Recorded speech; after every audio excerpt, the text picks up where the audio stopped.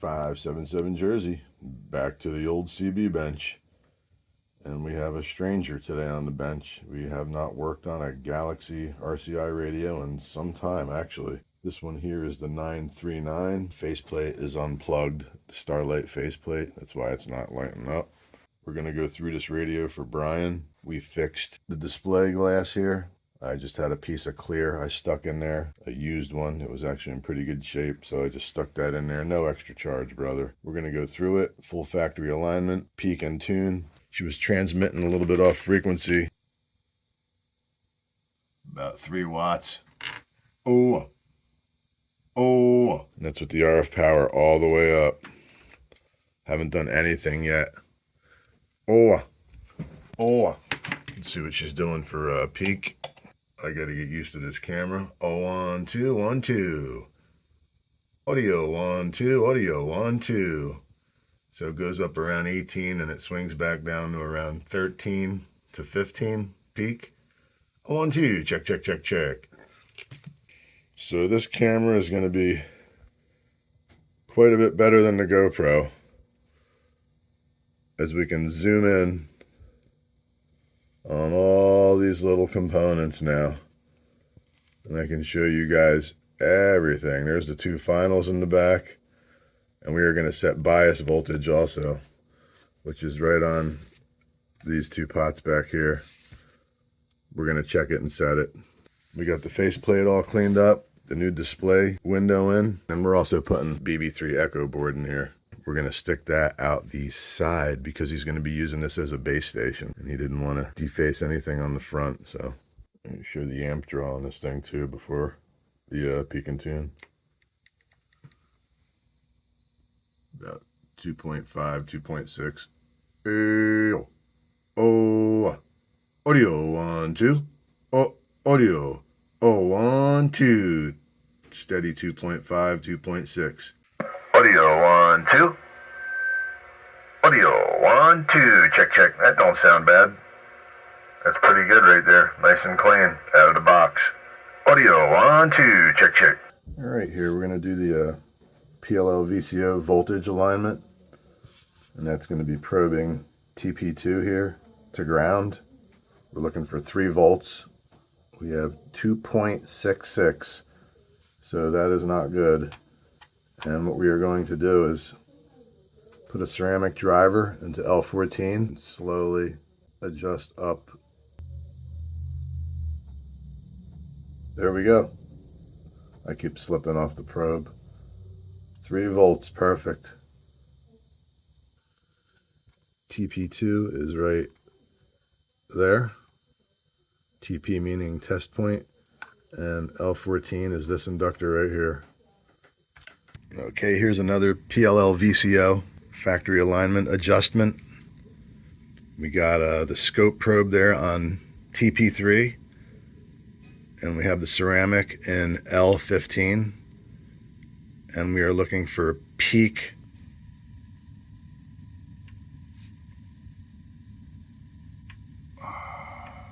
Okay.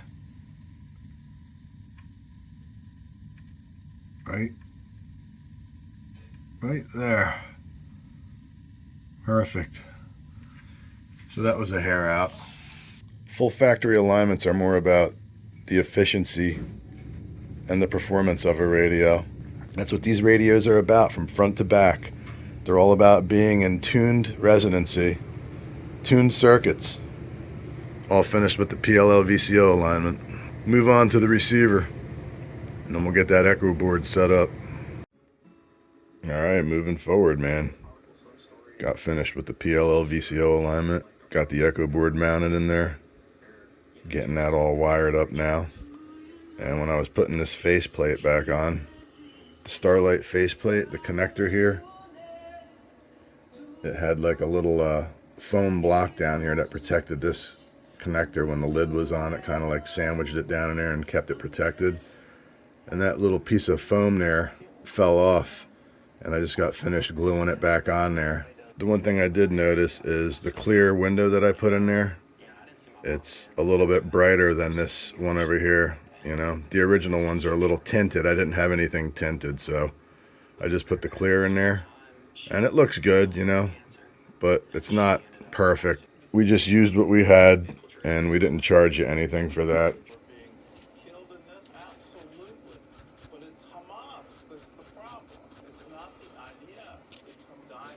Attention to detail, man. That's where it all counts.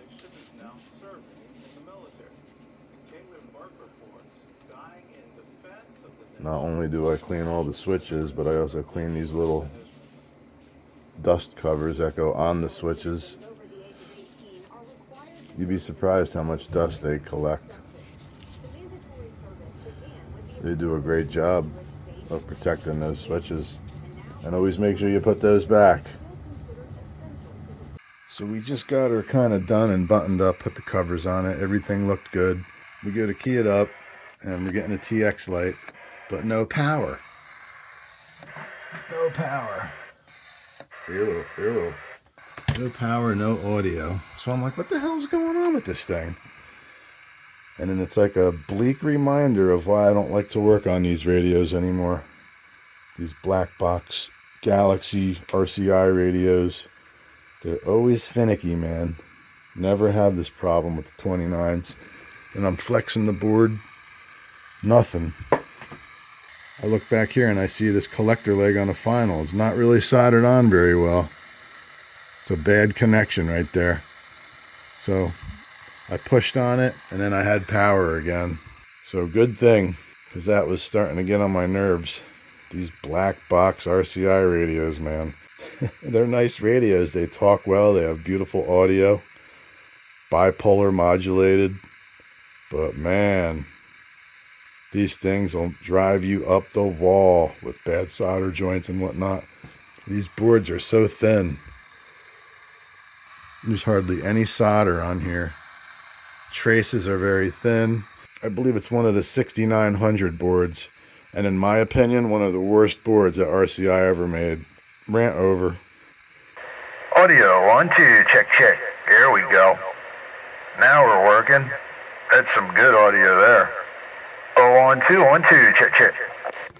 Just wanted to make sure that I got some nice, fresh solder on that final there. Bump, check. RF power all the way up. What do we got here? Oh yeah, that's definitely an increase, huh? 3.4. Audio check, 3.5. And you're going to run the amp with the RF power all the way down. It's about 2 watts. On 2. And drawing about 2.6. And there's your 2 watts up there. Audio check. RF power all the way up. And we got about 5 watts up there. And let's show you what she's swinging. 50 watt scale. Audio 1, 2. Audio. Oh, 1, 2. Check. Audio 1, 2. Check. About 21, 22. We want to keep this clean because Brian's going to be using it as a base station. So we got this thing clean as a whistle, man. Clean as a bell. You're definitely going to get some flowers with this thing, brother. She is crystal clear. Especially with the carrier turned all the way up. Oh, 1, 2, check, audio. So when you're not using that little amplifier, you can turn this RF power all the way up and stinky foot it. But whenever you're using that amplifier, man, make sure you got this RF power all the way down.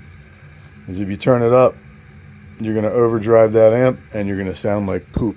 So, all right, man. Let's get these covers back on, and we got your echo coming out the side here. It's a little bit close to that mount there, but you only really need 3 mounts if you're going to mount it somewhere. That was like the only spot to put it through. Other than that, it was a little too crowded in there, so that's where we stuck it. Man, this new camera's crazy, huh? Definitely digging it. Got to get used to it, though. Whoa, there we go. I'm so used to holding that GoPro. All right, we got her hooked up to the KL over there.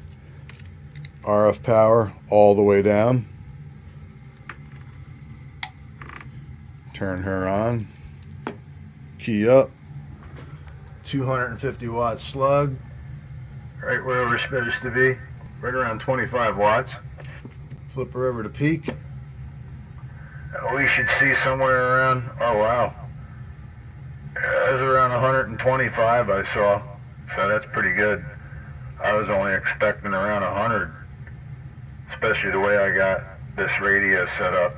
Nice and clean. So clean 125 watts, man. All day long. Clean 125 bird peak all day long. A little bit less. Nice little pocket rocket. Definitely over 100 there. So that's 250 watt slug. And we're on the 250 watt scale, right on the top. Get the meter in the center of the frame there, dummy. There you go. A bump bump, check check. Alright man, just wanted to show you amp draw on this thing because I know you were a little concerned because of that power supply you got. I think you said you had a 25 or a 30 amp power supply. It's going to be plenty to do the radio and that little rocket, so I'll show you right here. RF power all the way down, mic gain all the way up. I know it's flickering over there a little bit, but it's idling at like 8.3. And I saw it spike up to like 9.5. So, yeah. So 10 amps you figure. And it's showing 10 amps on both my meters. A little under 10 on that one. And a little under 10 on this one. So, you're good to go, brother. Plenty of headroom, man. 577 New Jersey. Now if we did the MPC mod to this thing and a red wire on the bottom and put some more volts to the finals, that thing would be drawing more like 12, 13, 14, and we'd be seeing a little bit more watts up there, but you'd also be generating a lot more heat and you wouldn't be as clean, man. And we want you nice and clean for the base station. Get a good antenna on top of the roof, good tuned antenna, and you're gonna get out there just fine with this thing. And if you want to do that stuff in the future, I don't know if I'd really recommend it too much because all that stuff creates a little bit more heat, you know? And you're not going to be doing any competitions or anything with this thing. You're just going to be doing some good old talking. All right, man.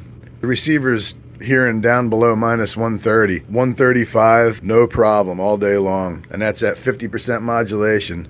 I just didn't have time to do that test on camera, but you're just going to have to take my word for it, man. The receiver on this thing is beautiful. Nice and sensitive.